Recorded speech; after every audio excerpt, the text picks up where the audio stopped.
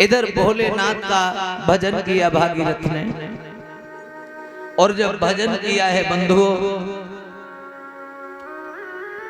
तो बाबा प्रसन्न तो हो गए। पूछने लगे क्या बात है भागीरथ, कैसे याद किया?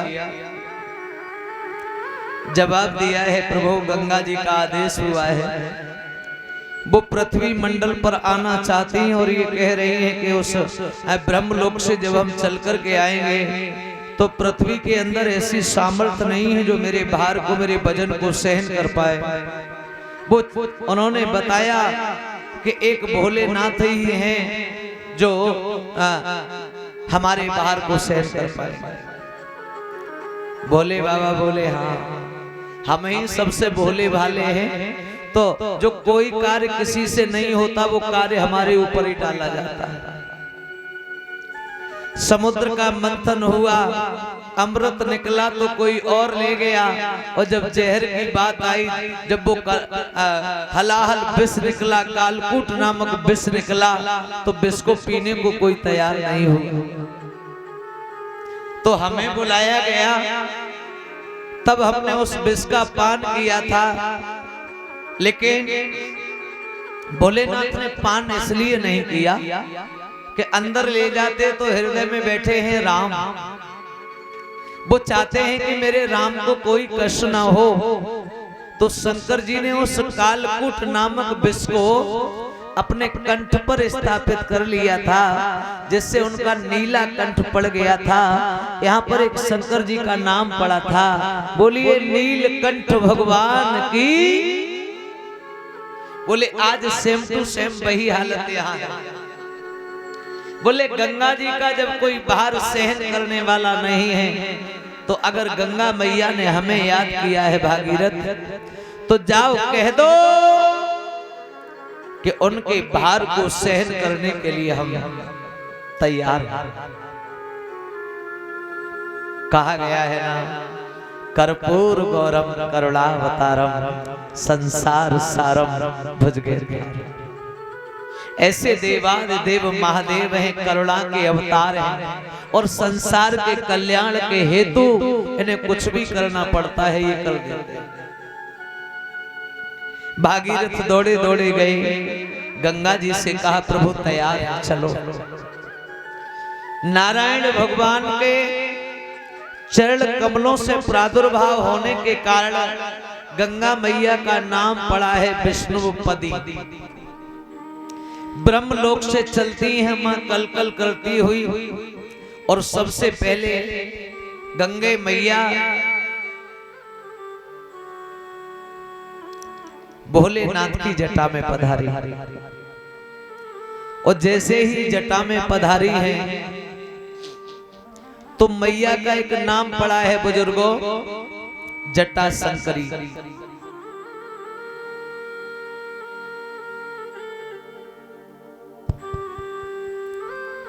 तो आज बाबा ने क्या किया कि गंगा मैया को प्रवाहित किया है अपनी जटाओं से, तो जटा शंकरी बन गई।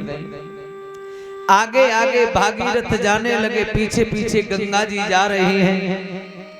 एक आगे आकर के पर्वत पड़ा है, इंद्र के ऐरावत हाथी के द्वारा गंगा जी ने उस पर्वत को हटवाया।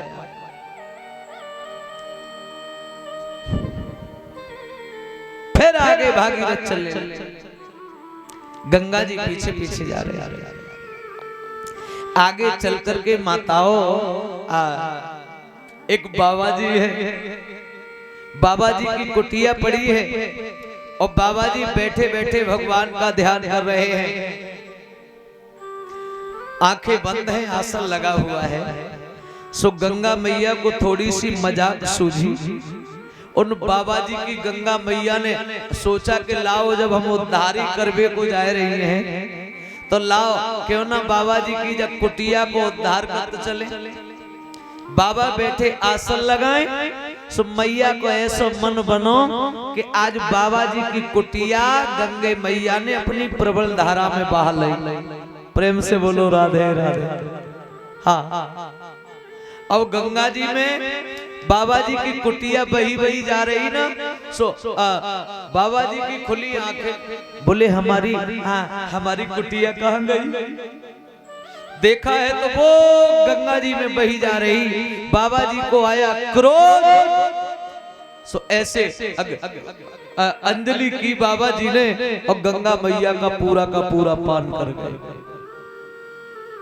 भागीरथ चले जा रहे हैं, उन्हें नहीं मालूम कि गंगा जी हमारे पीछे आ रही हैं कि नहीं आ रही।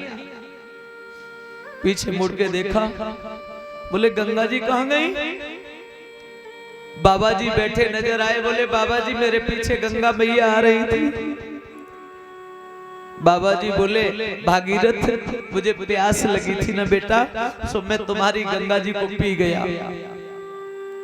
हाँ भागीरथ बोले प्रभु बड़े बड़े मुसीबतों से बड़े झंझटों को पार करने के बाद हम गंगा जी को ला पाए हैं। बाबा जी छोड़ दीजिए ना, कृपा कीजिए। जब विनती की है, नाम है न ऋषि का जाहन मुनि। हाँ और जो विनती की तो आज जाहन मुनि सोच रहे हैं कि अगर हमने गंगा जी को अपने मुख से निकाला तो आगे आने वाले युग में गंगा के जल को लोग अपवित्र मानेंगे, झूठा मानेंगे। तो कुछ संत तो ये कहते हैं कि गंगा जी को जाहन मुनि ने अपने कान से निकाला, लेकिन यहाँ गंगा जी का नाम पड़ा है जाह्नवी। यहाँ से ये सिद्ध होता है कि बाबा जी ने अपने कान से गंगा को नहीं निकाला, बाबा जी ने अपने जंघा को फाड़ करके गंगा मैया को प्रवाहित किया, जहां से नाम पड़ता है मां का जाह्नवी। तो एक नाम तो मैया का ये हो गया जाह्नवी। अब भागीरथ आगे आगे जाते और आगे जब जाते हैं तो पीछे गंगा जी जाती हैं और सबसे पहले भागीरथ वहां पर पहुंचे जहां सगर के 60,000 पुत्रों की भस्मी पड़ी हुई है। और जैसे ही उस भस्मी पर गंगा का वो जल स्पर्श हुआ तो आज गंगा मैया ने सबसे पहले सगर पुत्रों का उद्धार किया है। बोलिए गंगे मैया की। और इस भारत की धरा पर इस प्रकार से गंगा जी का अवतरण हुआ है। और भागीरथ के लाने के कारण गंगा मैया का एक नाम और पड़ा है भागीरथी। भागीरथी। धीरे धीरे माताओं बहन भाइयों, संसार का